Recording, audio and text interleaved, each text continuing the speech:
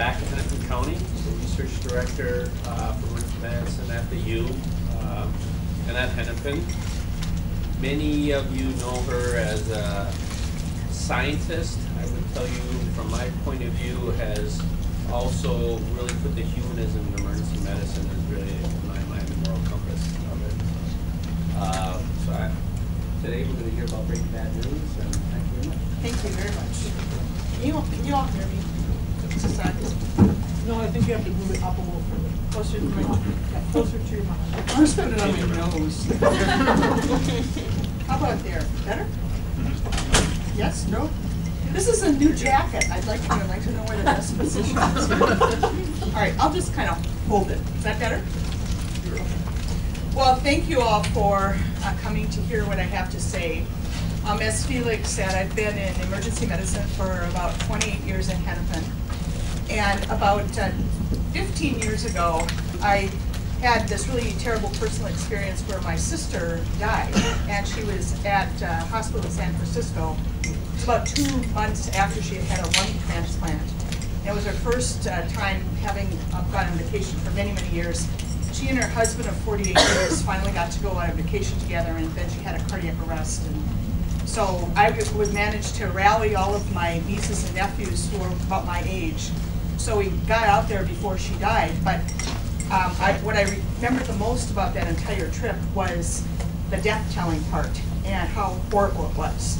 So I started to look at the process that we use in emergency medicine to convey really horrible news. And not only did I discover that that includes really bad news, like someone has died, but there's a lot of things in emergency medicine that are really bad news for patients that we just sort of become immune to because we see it so frequently. So what I'm going to do is I'm going to talk a little bit about some grief-filled situations that our patients are confronted with and that we might not even recognize as being grief-filled because they're just another patient in the room. There's a lot of difference between what people want to know about a bad situation and what they need to know. So we'll go through that also. I've given this talk a number of times, and it's never the same because I always start thinking of different stories to illustrate stuff. So even though you may have heard it before, I'll bet you haven't because everything changes as you practice emergency medicine. So these are the kind of things you think about when you're dealing with stress-filled or grief-filled circumstances. Obviously, a sudden death in the emergency department is a huge prompter of grief, and it is very obvious. It's a very easy thing to identify as a sacred and a really, really emotional time of a person's life. I sometimes think that we have a sort of a backstage pass to intimacy when we watch someone die, because it's one of the most important moments of the lifespan. Also, when we have someone who has had a near miss, either they've been incredibly injured and we're able to resuscitate them, or they've been quite ill and then you have been able to stabilize them. That's also a really grief-promoting circumstance for those patients because it's quite frightening to them and they don't know what's going on. We don't have time to inform them until after the fact because we're busy trying to do our jobs as healers. Another case that we often see and we probably don't recognize as being filled with grief are miscarriages or threatened abortions or stillbirths. Now I do have a little story. You know, I don't know what your general ethnic mix is here, but we have about at least 40% of our patients who speak Spanish at home. And they're a conservative culture. So you have to be careful when you talk, when you use words. And so if you use the word abortion as describing a miscarriage, this will increase the guilt of the woman who has just lost the pregnancy because she will believe that you have terminated her pregnancy by the exams that you have done. There's something wrong with the pregnancy and you elected to stop it. So be very careful in your choice of words. My point, though, is that we see patients very frequently who are in the process of losing pregnancies, and we don't really fully appreciate how much grief that is promoting because we're worried about their blood type, You know, if they're still bleeding, and is their cervical os closed or not, they have retained products. And what we really need to do is to sit down and think that they've just lost a new hope in their life, or a new aspect, a new dream that they had. Recognize that as such. Serious diagnoses is another thing that we frequently make. I'll never forget walking into the room of a patient who had this abdominal mass, and she was an older lady, and she was this little skinny lady, a lot of grandchildren around her, and you know, we had to tell her that she had a huge ovarian tumor. And the reason she presented was she had a bowel obstruction related to this. So the finding was really, really a big shock to everybody. But you have these sudden serious diagnoses, and what people hear is just the first few sentences of what you say. So you can sit down and you can try to explain the pathophysiology, and you can try to tell them what options are for treatment, but what they hear right away is the first thing that you say, and then people tune out for a while because they're trying to process that bad news.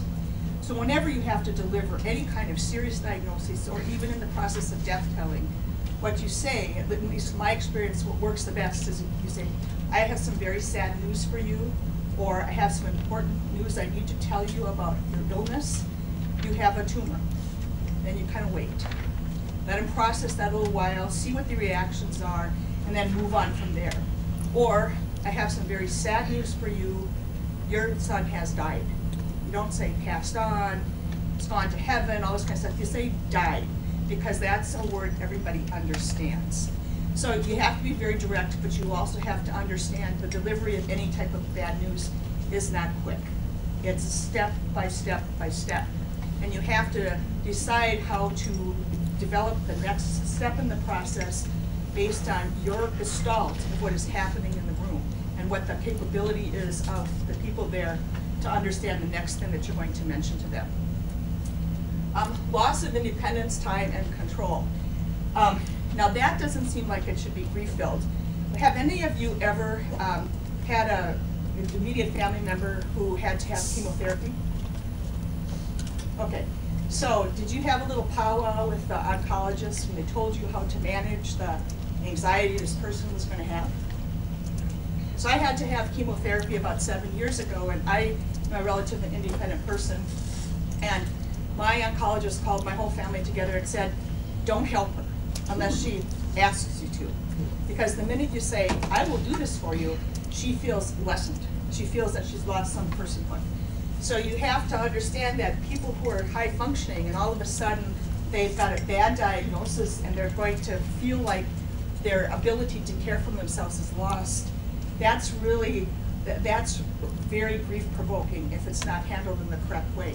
And it seems like it should be just, nothing, Surviving in the face of another's death, that can produce a lot of grief, in particular if you have somehow or another contributed to that death, or you have unfinished business with the person who's died. And we'll talk a little bit more about specific circumstances in a minute. And then, of course, uncertainty.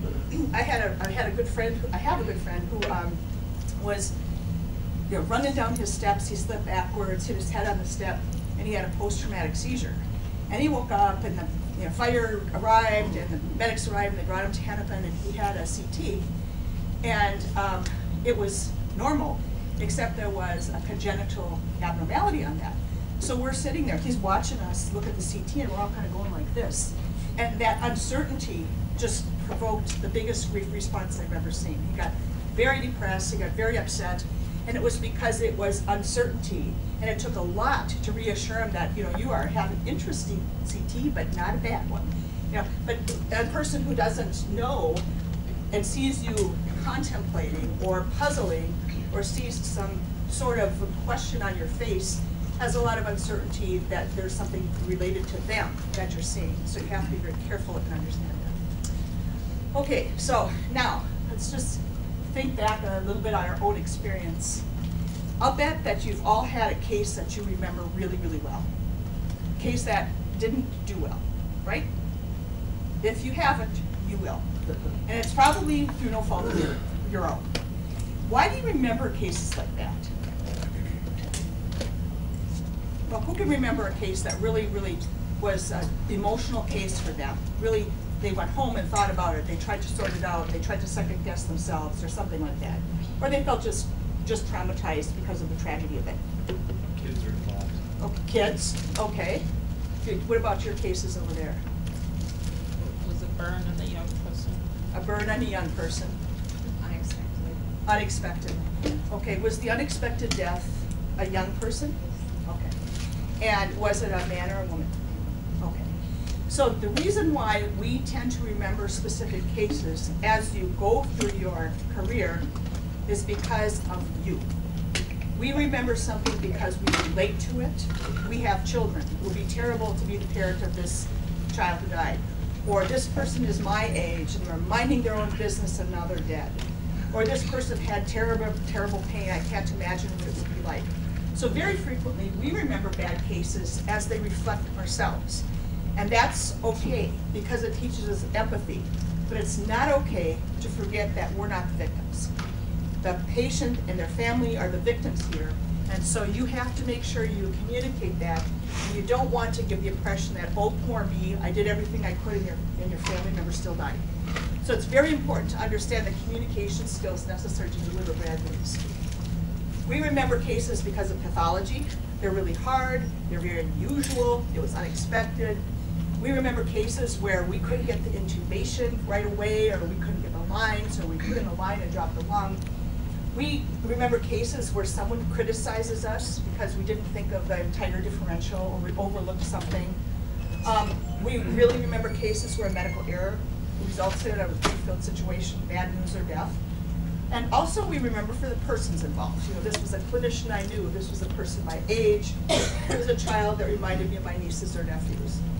So what I'm going to talk about in that context, why we remember these cases, what I'd like to do is to talk about some of these particular grief-filled circumstances where you have to do death-telling or where you have to break bad news. We're going to talk about people who come in talking and then who died, deaths that are due to medical error. Medical survivors do not speak English, our clinicians or our kids. We're going to talk about the implications of suicide on their survivors, SIDS, and then what you need to think about with telephone notification of bad news.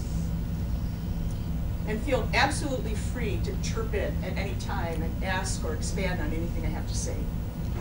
We're going to talk about what people want to know about the circumstances, different from what they need to know, the acute grief reaction, how you can figure out who's going to have trouble recovering from this event, what not to say or not to do, and then a few myths about the healing process related to grief.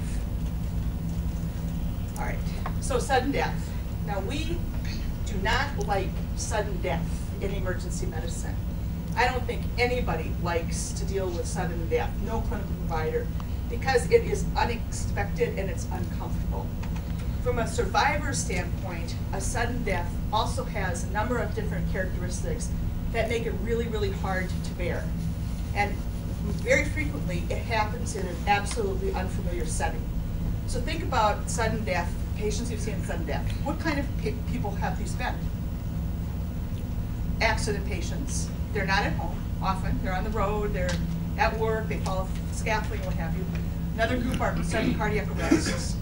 May not be at home, maybe in the shopping mall, whatever. So you're in an unfamiliar surrounding. You're not accustomed to the people who are dealing with your loved one, trying to do the resuscitation. In fact, often you've never seen these clinicians before. You're trusting people that you don't know, such as EMTs, paramedics, physicians and nurses in the emergency department, to do the right thing for your loved one, and they don't know the wishes of that person. We now are, the survivor of this person who has just died. This has created an absolute irreversible situation. This is going to affect our lives forever. And some of the stuff that's going to happen to us is not going to be happy. And part of it is going to be a burden. We're going to have, will be imposed upon in a way, because there will be other things that this person who is now dead has left that is unfinished, that needs to be taken care of. One of my brothers died a few years ago, and he had just rented or leased a car. And you cannot believe how irritating that was to get that car taken care of. He had had it for 2 days, and so he had to go through all this contract stuff, prove that he was dead, prove it. I mean, you know, how sad is that? You're trying to overcome the fact you've just lost a sibling, and you have to show somebody on a phone from California that we're not going to pay the rest of the lease because he's dead. We don't need the car anymore. You know, and then they give the options: buy the car or we'll sue you. Yeah. It just horrible things like that happen. And if you're not careful understanding what's going on, you as a survivor might get quite resentful. So there's just a lot of undesirable tension and transition that happens for people who survive. When you have a sudden death, you sit back and think about that for a long time as a survivor. An example with my sister who died in California of a cardiac arrest after lung transplant. One of my nieces she's about 35 when this happened, and she was the youngest of my sister's children. And the event happened, the cardiologist approached us, told us, I have bad news for you, whatever. And what she said was, would you like us to do an autopsy? And everybody in the family, you know, I'm the sibling, so I'm referring to the children and my sister's husband. They said, well, no, I don't think so. We kind of know she had, you know, this bad disease. Every time we get together, we talk about, should we have had an autopsy? What would that have told us? The family just replays this death over and over and over again. They're not satisfied with the answers they obtained because they just still have this incredible uncertainty. But at the moment they were asked, they didn't want anything to do with it. It was such an unpleasant thought. So you play these events back over and over and over again. Here's another thing to be aware of. Have any of you ever watched the resuscitation of a family member? Like ahead of the bed in the emergency department? Looks like an assault. So my niece Becky, before my sister had her terminal cardiac event, she had another one and was resuscitated at North Memorial. And so here she is, a lung transplant patient, a really sick person on immunosuppressants. They're doing CPR, family's standing at the end of the bed. My niece Becky, 35 years old, is sitting there watching. We get the heart back, you know, she's kind of stabilized, and then they put an NG tube in my sister, and her nose started to bleed. So my niece goes, they hurt her. Look at, she's bleeding. You know, here was an adult woman, smart, PhD, everything, and what she saw was blood. Now she didn't even grasp the complication of the fact that this is a post-cardiac arrest patient. What she saw was this really horrible thing, and she related blood with pain. So resuscitation appears violent. And so we have to remember that, and that's one of the arguments people make sometimes for not allowing people to watch resuscitations, because if you don't have someone who can sit next to survivors who are present in the bedside, these individuals will get the wrong impression about what's going on. They will misunderstand, and it takes a lot of backtracking then to go through events after the fact. So I am a very strong believer of having families present with resuscitations, but if I can't find someone to sit and explain what's going on, I can't allow them in because I don't have time to talk with them. But it does appear to be quite violent. And sometimes if you're not involved in a resuscitation, just stand back and watch it. It's like phenomenally, it's crazy, as you know. Okay, so we don't also in the emergency department have adequate time to support the survivors. Okay, so cardiac arrest, it's not resuscitated, you go and you give the bad news, and nurse comes and pounds at the window and says there's another case coming in right now. So you say, I've got to go, and you walk out. So how do you suppose that makes a survivor feel psychologically? Not important. Pardon me? It's not important. Disrespected. That's right. My loved one wasn't important enough for this person to sit with me for a little while. Somebody else is coming in who's more important. Because a survivor doesn't understand priorities or competing demands in the emergency department. What they understand is what's happened to their loved one right now. And they are still processing, they're going to have a lot of questions. So it's really important to understand that you have to make sure you don't appear rushed. You also don't want to appear casual. So you need to know the name of the person you have just attempted to resuscitate. You need to walk into the room looking professional. You take off your scrubs, your scrub gown that you've been wearing backwards.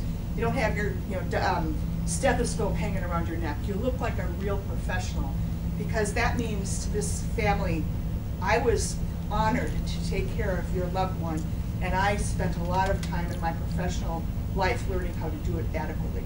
And I'm not a slob. You do not be chewing gum. You don't be carrying a coffee cup. You know, impressions are everything. They will remember this death telling or this bad news forever. And you want to make sure you don't ever set them up for any second guessing or feeling that they, in some way, were not adequate or that their loved one who died wasn't worth your attention and your professionalism. There's also a little privacy. So I don't know how your emergency department is set up, but where's the family room? Where do the people wait when resuscitation is going on? Down the hall? Pretty far down the hall? Well, there's 2 different spots. Different spots? There was one that was like a little outside of the ER, but you can still hear the noises. And then there's one that's a little farther away that you can't hear anything from there. So really far, right? So I am not worthy to be close to what's going on. I'm being put in a little room off the side. This is one of the major problems with the way emergency departments are planned. Their family rooms, in an attempt to keep them quiet, put these outside of the action. And so the interpretation from some people is that, you know, I'm not important here, or I'm really bothering this active emergency department. I'm being put in a corner because they don't want to pay it. They want me to bother them. So this also delays communication unless you have a runner going back and forth between the resuscitation bedside and the family room that is distant. You're not going to be able to get the family members the information that they need right away. And what we need to do is to provide them with a running dialogue of what's happening, because we have to allow them to set up anticipatory grief. You know, you kind of know this resuscitation is not going to go anywhere. You just know it. But the family doesn't know that.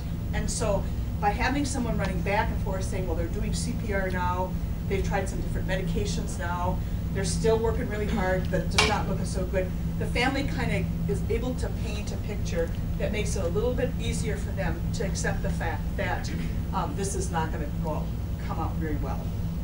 Okay, so we also have a family room that was fairly removed from the main resuscitation area. But while we were remodeling, we put the family room in one of our exam rooms.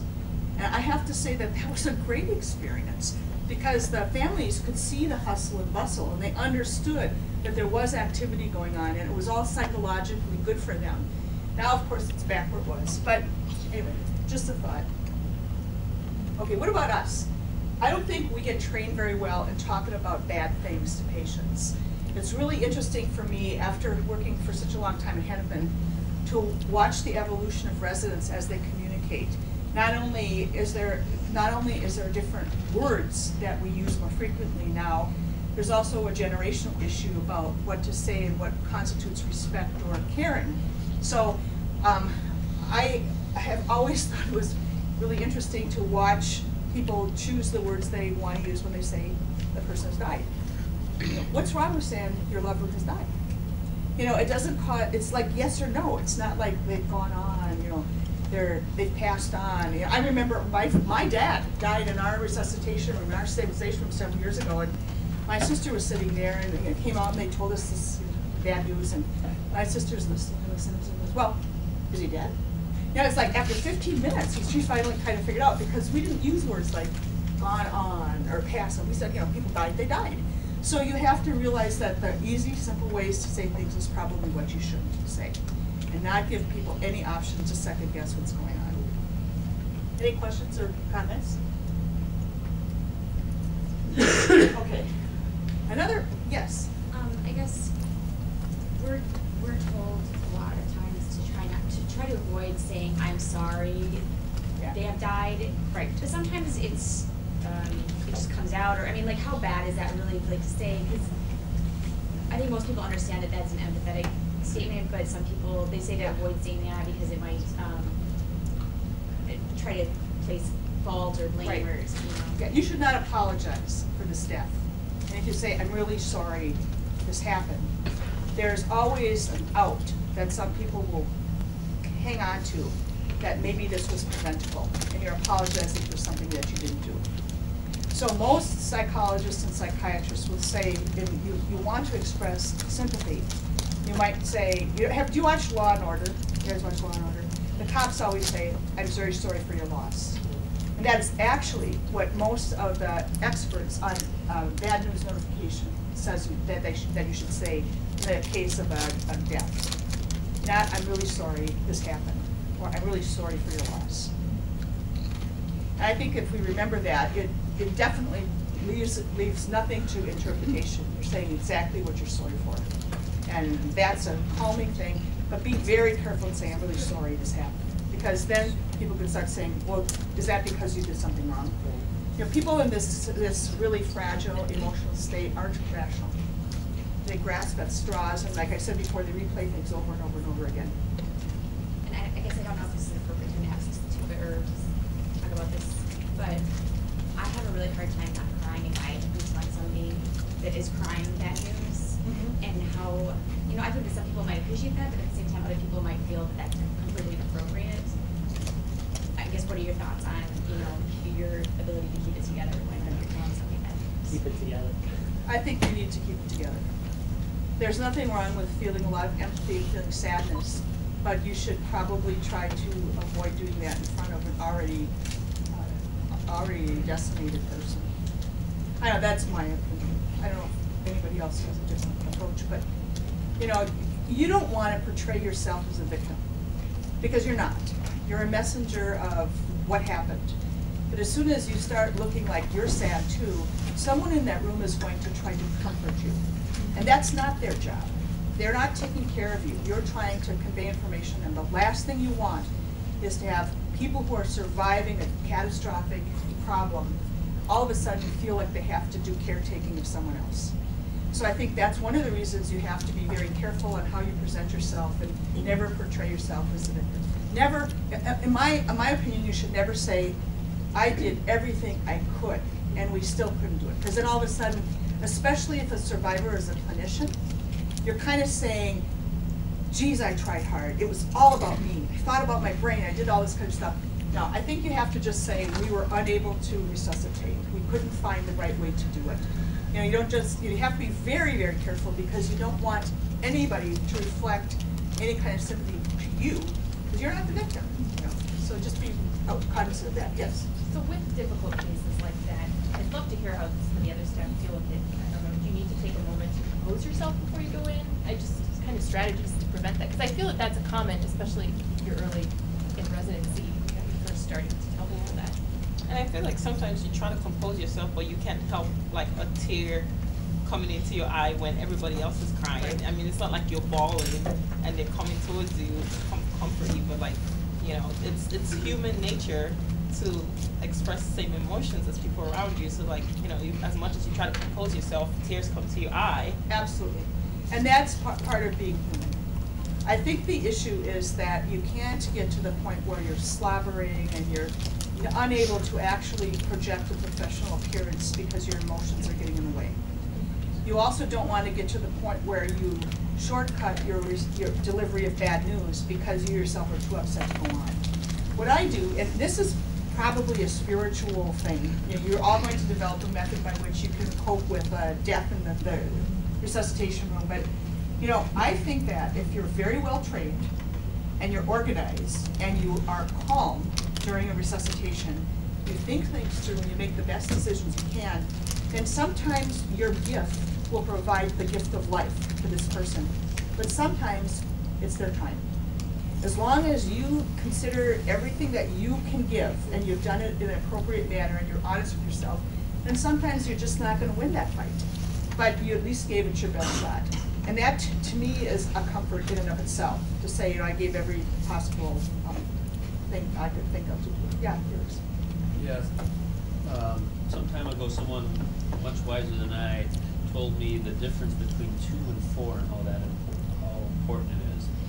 And I think that's what they're going to is, I now feel less that I have the responsibility for an outcome or for a resuscitation or for a class or for a recruitment, but I have responsibility to it, which is I do my best, I operate in a professional manner, and I try the best thing I can do to really heal to the best of my abilities, but I don't have I feel less responsibility for everything that happens.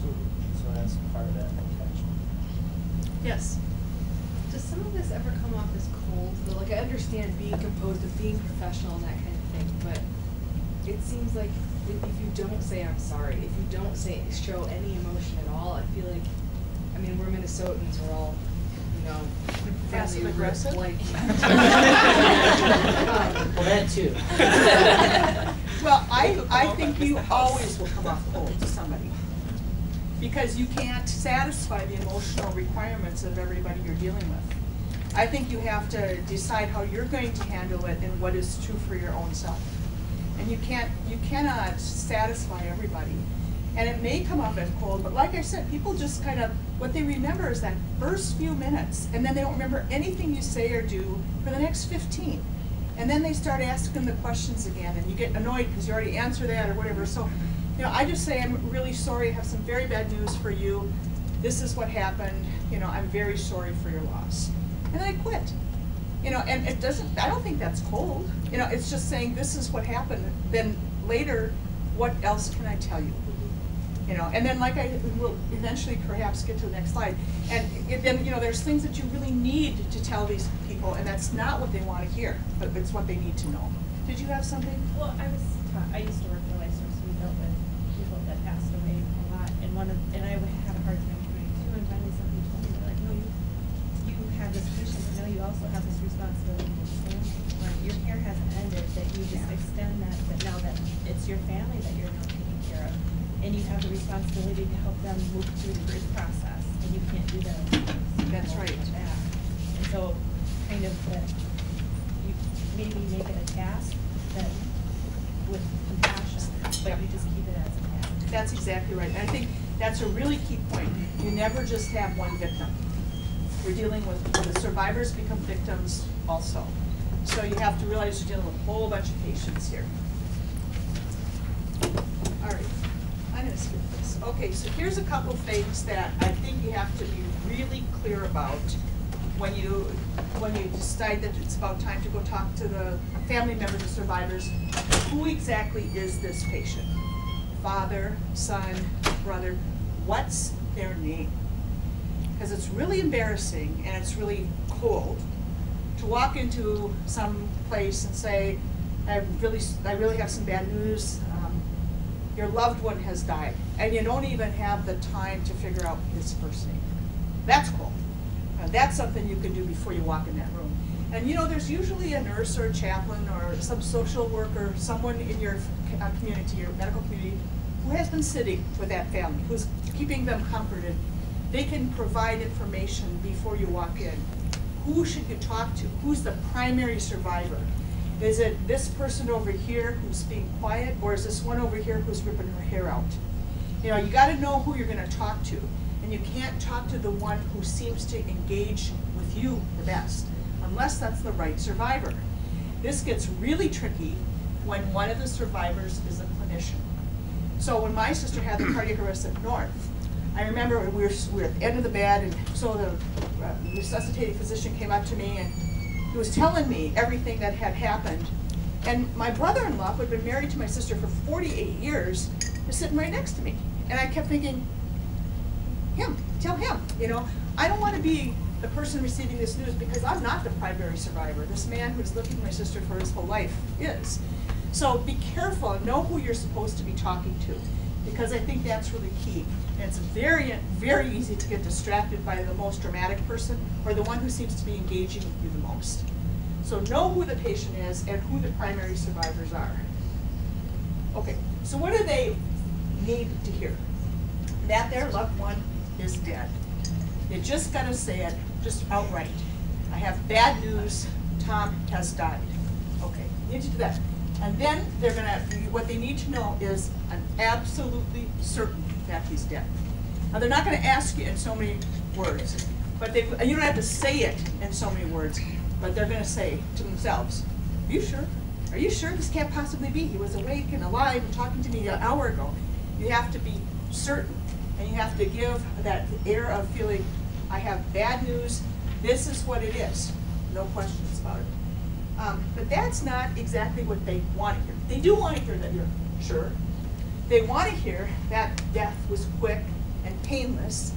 And I think that's a malfunction of our medical community.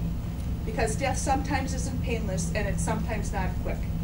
You know, if people knew how long it takes and how awful it looks when people die of chronic diseases like cancer, then maybe we would have a better way to take care of patients at the end of their life.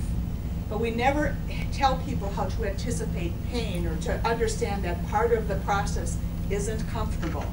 So we have to then address this issue. If people want to hear that the death was quick and painless, it's up to you to say what you want about them, whether or not you want to say, no, it was really a lot of suffering, whatever. In general, I skirt the question, and I'll say, you know, it's really impossible to know what happens in the last few moments of life.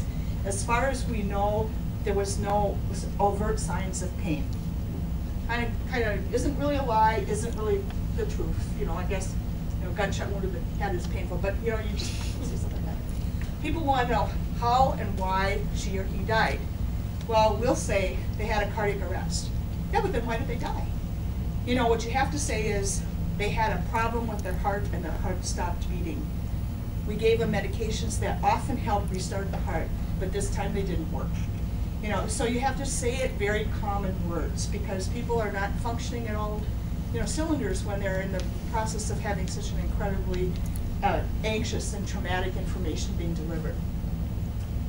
They want to know everything has been done, and I think that if you're a well-prepared emergency physician, you have done everything that's reasonable and feasible for this case. But this doesn't mean that you practice, you know, futility issues. You know, you ignore futility in cases.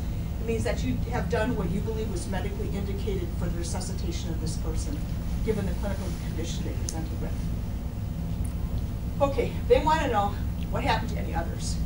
Were there other people in the car? You know, did he run into anything? Did, you know, somebody get hurt with the fall, all this kind of stuff? And in general, there will probably be other people. If it's a multi-victim accident, for instance, there'll be other people around in the emergency department. They have their privacy thing, so you cannot really tell the survivors what's going on with everybody else because you don't know for sure who they are, what the connections are, and you don't want to detract from the fact that this person is important. They have just died. We're going to talk about this person right now. So I usually will say, I'm not quite sure. I'll see what we can do to find out. But I leave it at that because I don't want to distract or in any way lessen what I'm trying to get across here. Is there anything that I should have done? You know, should I have called 911 earlier? Should I have noticed that he wasn't breathing? Should I have noticed he was drunk when he got into that car? And I would say, you know, it's just impossible to know how these things play out. You know, I just, again, just skirt the question, but people want to know this. How and when am I going to tell other people? This is kind of one of the embarrassments people have. Well, they're sitting around, they've gone through this whole thing, their loved one is dead, they're thinking, now what do I do? What happens next? Should I call people? And this really came home to me with a case we had 2 or 3 summers ago of a 12-year-old who got hit in the chest with a rock on a sling. And he had cardiac commotion, and he had a cardiac arrest and was had electrical storm. His mother was a cardiac resuscitation research nurse at the VA. So she was standing at the bed, end of the bed while we were attempting resuscitation. She was very aware that this was not going very well. So we called the case, and she was there, and she was happy to have been present for the whole resuscitation.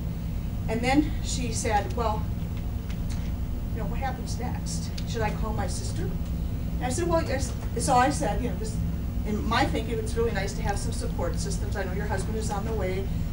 You want to have your sister close to you. So pretty soon, a whole extended family arrived. And so this mother was in the viewing room with her child, who was 12, and a whole bunch of other people were there as well.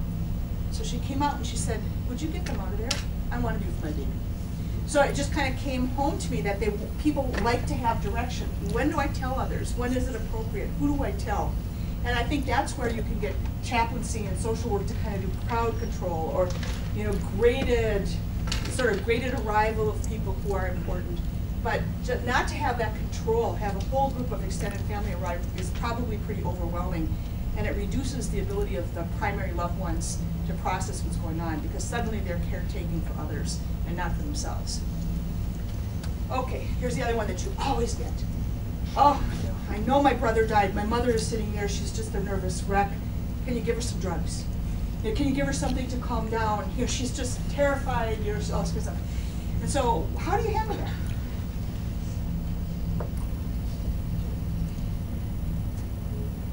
You say, okay. You say, let me go get some drugs for me. You know, I'm pretty terrified too. But so it's really happened to me once, and what did you say? I said to the family member that I cannot give her drugs. If you're concerned, we can check her in as a patient and take care of her as a patient. I think it's probably important to maybe tell them that that's normal to have reactions like this, and sometimes it's important to be able to express them, and you don't need to have medications to trump a normal reaction. Do you think they'll understand that? Won't they say, oh man, that bitch is cold, she wants me to register? Probably a little bit of that. So what I say is, we are going to do our very best to help you through this. And I leave it at that. Because then other support systems start to arrive, other things start to come in action. You don't have to answer that question directly. You're not going to give them something that needs to be processed. You're going to say, we're going to do our very best to help you through this. Leave it at that. And then they'll say, I want drugs. I say, well, we're going to do our very best to help you through this. You're going to say it several times. Okay, can I see the body? Of course. Now, like I said before, I have really switched over the years, switched my practice and the comfort I have at people watching resuscitations. I mean, I think one of the cases was this mother who I just mentioned with the child who with cardiac arrest who died. And you know, one of the things she told me, it was just really powerful. She said she was there and you know, she was watching there. We pulled her to the head of the bed. She was holding her son's forehead. Her husband was holding his foot. We're doing all this resuscitation. And then after it was all over, the nurse said to her, why didn't you go and you know, make the phone calls you need? We're going to clean his body up a little bit. So she walked out and she turned back and she said, well, I want to clean his body. You know, he's my son. And you know, just this little tiny things make so much difference, and you would never even think of these. So I used to never allow people in to watch resuscitation, and the main reason was I was afraid that they were going to criticize me. And this is not about me. It's about this person who's dying. So now, as long as they're not going to pass out, and as long as someone can talk with them, or they're not going to disrupt what's going on, they can come in. Okay, what do they need to know? They need to know what the body looks like. So you have to say, after the dust has settled, they have gone through their initial reaction to the news that you have told them, they've got a few support people around, they want to look at the body, you have to say exactly what it looks like. You have to say, well, as we were trying to resuscitate, we had to put some tubes in. So when you know, when you see him, he's going to have a tube in his mouth, and that goes to his lungs. He's going to have some IVs in. He's going to have this, that, and the other thing. He may look a little puffy. He may have some blood, you know, if he's been an injury. You need to tell people exactly what their loved one is going to look like. Because when my dad was resuscitated, he got kind of over food loaded, so he looked like this little teddy bear. He did anyway, but he looked especially fat. And my sister came in and said, well, where is he? And the physician said, well, here. That's not my dad. My dad didn't have that much fluid on his body. So you have to know exactly what they're going to see. I think it's really important for them to know what they're going to take a look at. What the tubes are all for, what happens next. Lots of times if the death has been very sudden, unexpected, and especially with children, people have a little trouble leaving. They don't quite know when it's okay to kind of get the ball rolling. So that's where you rely on your chaplaincy, social worker, what have you. Okay. All right, so what is the grief response? What you want to do is you want to get people through a very healthy grief response, and then they move on with their lives. You know, time doesn't heal anything. Time just lets you get used to stuff. But what you want to do is to set a milieu up where they can start processing things in the best way and remember the event with great fondness and not with great despair. So the way that you can do that is help avoid a pathologic reaction. That's going to depend on immediately how you talk. We've been talking a lot about what to say, how to present yourself, what to do. the circumstances of the death, that's beyond you, but you can get enough information so that you can decide how to present it in the most careful and most reasonable way, and what the survivor's relationship. There are some studies about which survivor is going to have trouble with pathologic grief. And so these are the people you have to kind of keep an eye on. There's people who have the psychotic events when you tell them bad news. We all have seen someone like that. When they themselves threaten to kill themselves, if the death of their loved one was because of a suicide, that puts a survivor at high risk of pathologic grief because they will somehow feel responsible. If, as I mentioned before, the survivor contributed to death, that they were driving the car, you know, that sort of thing. If they didn't call 911. Gang-related deaths are really prone to pathologic grief because even though we think of gangs as like really scary people that hang out and hurt people, they're a community, and we tend not to give them credit for having emotions beyond what they manifest. So you have to understand that this is a community loss, even though the community might be one that we don't relate to very well. So again, it's a circumstance where there might be an incredibly pathologic grief reaction. The problem is that they manifest it in violent ways. So if there's any way you can ease that burden a little bit by reassuring or what have you, finding out what they're thinking or trying to figure out how to read their body language, that sometimes is very useful. An elder surviving spouse. So my sister and brother-in-law were married 48 years. They had this incredible symbiotic relationship.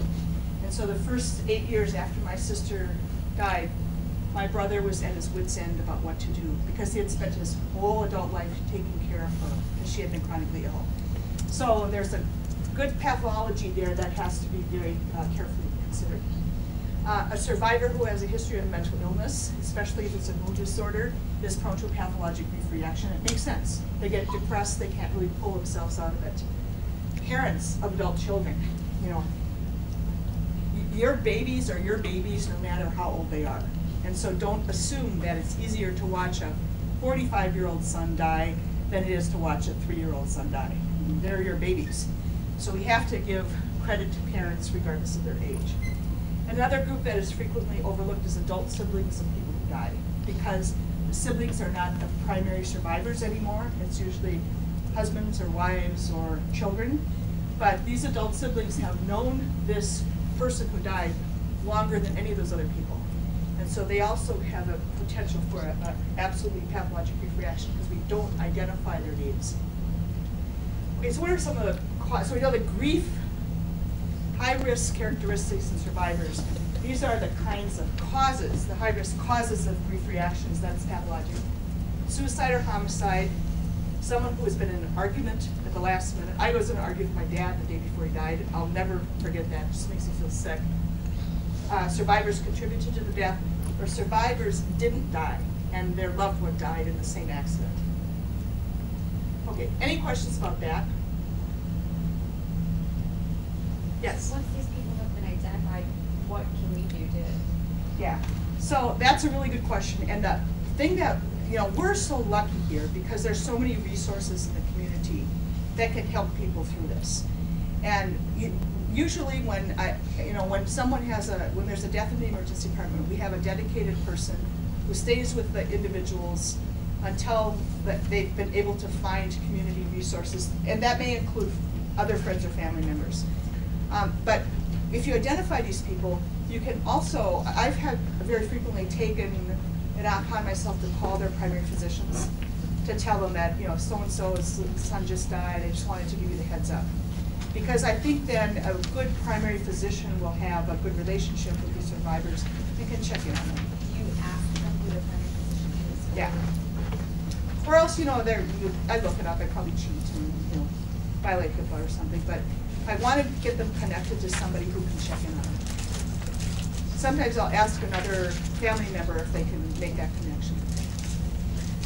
It's uncanny, so the case you mentioned is also a good friend of working. And one of the things I learned from that is what you're alluding to is sometimes not giving a definitive answer. So I received a call soon after that by a distraught because the mother wanted to refuse an autopsy.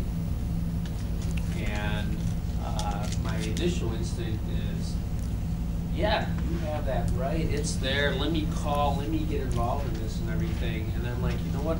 Actually, I'm not the expert in this. So I like Mary Carr on my speed dial for that. Found out that actually, once it's a sudden death, and it's a coroner's case, you have to do it. And so I would urge you, sometimes you're on the receiving end of people wanting expert advice because they're not getting what they want to hear, that unless you're truly an expert in that, is just take a deep breath. I wouldn't say stall, say let me look into it and give a call back. Yeah, I think it's really hard to put yourself in that exact role where suddenly you're being asked to provide expert opinion about something you probably only know one side of.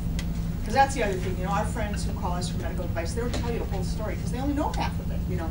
So you want to make sure you distance yourself a little bit.